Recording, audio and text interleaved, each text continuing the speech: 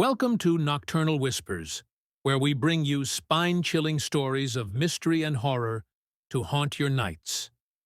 Tonight, we dive deep into one of the most perplexing unsolved mysteries in modern history, the case of the Somerton Man.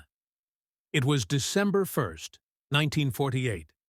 On the serene shores of Somerton Beach in Adelaide, South Australia, a man was discovered sitting against a seawall, his legs stretched out in front of him.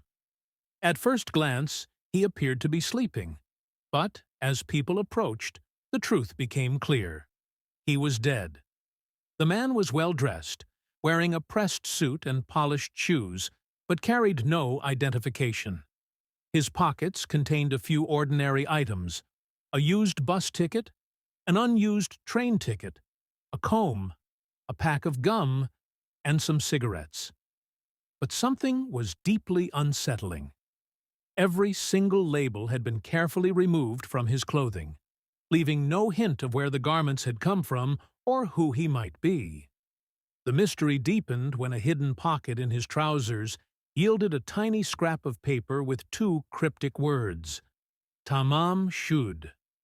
Translated from Persian, the phrase means ended or finished. Investigators determined that the paper had been torn from a rare book, the Rubaiyat of Omar Khayyam, a collection of poetry exploring themes of life and death. A nationwide search began for the book from which the phrase had been torn.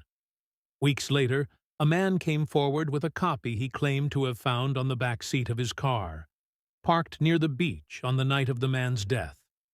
Astonishingly, the final page had indeed been ripped out, and the tiny scrap found on the body matched perfectly. But that wasn't all. Inside the book was something even stranger. A faintly written series of letters that appeared to be a cipher. The letters were jumbled, seemingly random, but many believed they held the key to the man's identity. Despite decades of effort by cryptographers, the code remains unbroken, adding another layer to this enigma. The autopsy revealed puzzling results. The man was in excellent physical condition, yet his internal organs showed signs of acute poisoning. Strangely, no toxic substances were found in his body. It was as if he had ingested something that left no trace, a poison so rare it was undetectable by 1940s technology. As police worked to piece together his identity, they found another bizarre lead.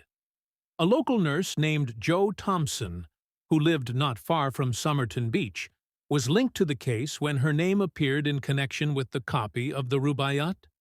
When authorities visited Jo and showed her a plaster cast of the man's face, her reaction was alarming. Witnesses described her as visibly distressed, though she denied knowing him. Interestingly, Jo owned her own copy of the Rubaiyat, further fueling speculation. Could she have known the Somerton Man? Was he a former lover? Or perhaps someone sent to deliver a message? Jo's cryptic behavior raised questions that remain unanswered to this day. Some theorists believe the Somerton Man was a Cold War spy. The timing and circumstances of his death align eerily with global tensions during the late 1940s. The unbreakable code, the possibility of a rare poison, and his meticulously erased identity all suggest the work of espionage. Others think he may have been a jilted lover, ending his life near someone he cared for deeply. Could the poem's themes of love and loss have held a personal resonance for him? And if so, why the cryptic code and the deliberate concealment of his identity? In 2021, DNA analysis offered a glimmer of hope. Extracted from the man's hair, the results pointed to a distant American ancestry, possibly with links to Eastern Europe. Yet even with this breakthrough, his name, origin, and purpose remain mysteries. Who was the Somerton Man? A spy, a lover, or simply someone caught in the wrong place at the wrong time? His story endures as one of the most haunting mysteries in modern history, a tale of unanswered questions and hidden truths. Thank you for joining us on Nocturnal Whispers. Until next time, sleep well.